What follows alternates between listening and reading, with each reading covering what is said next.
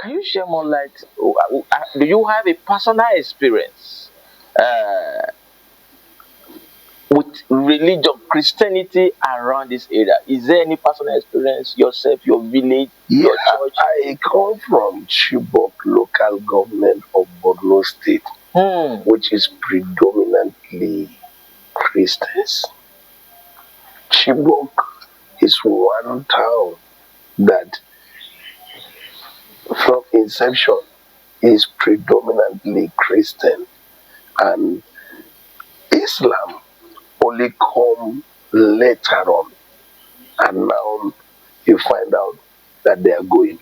A lot of villages in my own area, like my own village, let me mention the name, Kwarahuma village. People are not there again. Jesus Christ. From the farming season last year, they were driven out of that community. My grandparents, my great grandparents hail from there.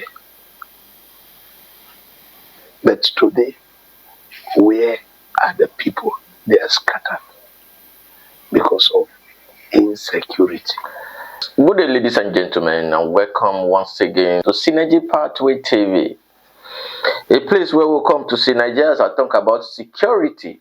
But today is a different broadcast. It is with a heavy sense of loss and a heavy heart I bring you today's broadcast. The man you just heard spoke. His name is Reverend Amos Maina, the lead pastor. He was the lead pastor of Besoria Grace Assembly Jikwe. He was the former chairman PFN Jikwe branch, and he was the former vice chairman PFN Amak. Until his demise, he was the secretary Khan Amak.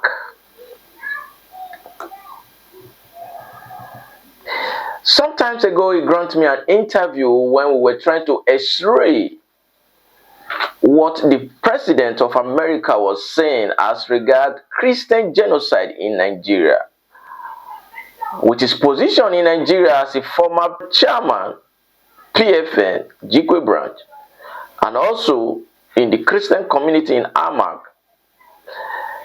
He was one person that I see that have a wealth of knowledge as regard Christian genocide in Nigeria.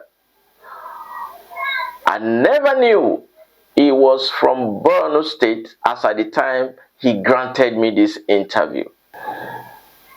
From the interview you just listened to, which he granted Synergy Pathway TV, trying to find out if what the President of America said was indeed true. He alluded to some fact that even his own village, he has no village to go to as at the time he granted that interview. Few months ago, there is no one remaining in his own village. I know so many men of God who are pastors that are close to me, but this Reverend Mena is exceptional as regards my relationship to him. During when I was attending the School of Ministry in Divine Heritage School of Ministry, Jikwe, he was one of my lecturers. He took me ministerial ethics and etiquette. This was one course that every member in my class then was, the class was always filled to the brim anytime he has a class with us, because is full of knowledge. It's a wealth of knowledge. It struck me yesterday when I was called by his church member that Reverend Mena is no more. I couldn't, the whole of my day was destabilized. And I pose a simple question which everybody will want to know. What happened? And this brings us back to the same fact that we are still talking about. Insecurity in Nigeria.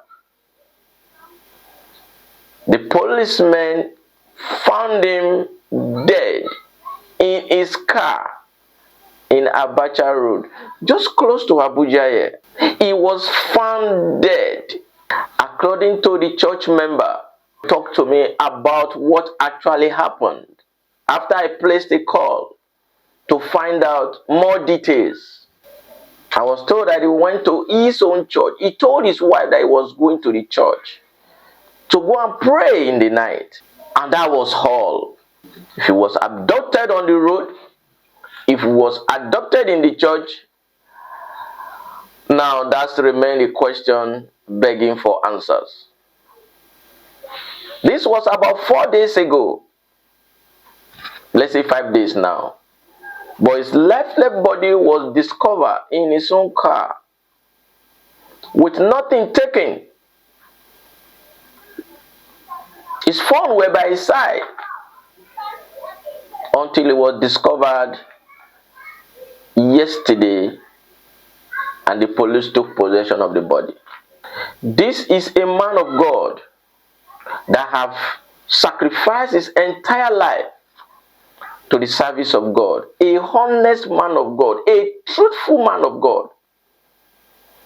These are not things you can say for so many men of God. I can say it authoritatively. But this man, I'm so close to him, and I know his principle and what he stood for. On the sideline, we discussed so many issues, so many things about the Christian faith, the Christian bodies, the pastors, as regards insecurity, even within the church, and by extension, the country as a whole. He was somebody that had a very big vision by which solution can be provided to these problems. Now look at what has happened to this great man of God. He is no more as we speak today. I want every man of God to take this as a clarion call to the call of security, not just in the Christian faith, but in Nigeria as a whole. This is within Abuja. And the question I want to ask now, that I don't know who will give me the answer, as an elderly man with Nigerian culture and tradition, is to be taken to his village for burial. He just told me with his own mouth he has no village to go to. They have chased everybody away from his own village. Now these are the reality facing us in the face. Perhaps he will be buried somewhere in a cemetery in Abuja here. That is not good. But that is where we find ourselves. He just told me, my grandfather, my father, my great-grandfather were all from this village and were buried in the village when they died. Just last year, his whole village, everybody in Chibok, in that Chibok local government, in his village, they've all been chased out. I want to commiserate with his immediate family and by extension, Bresura Grace Assembly Church, Jikwe, and the Christian communities. May his gentle soul rest in perfect peace. I pray, may God have mercy on his soul and forgive his shortcomings and grant his soul eternal rest. I wish his immediate family the courage to bear this irreplaceable loss, even as I and some few of us that are very close to him find a way and find it very difficult to come to the term that he is no more. My name is Iriman Francis Gregory, your anchor, Synergy Pathway TV. Like and follow us for more security reports. God bless you and have a blessed Sunday.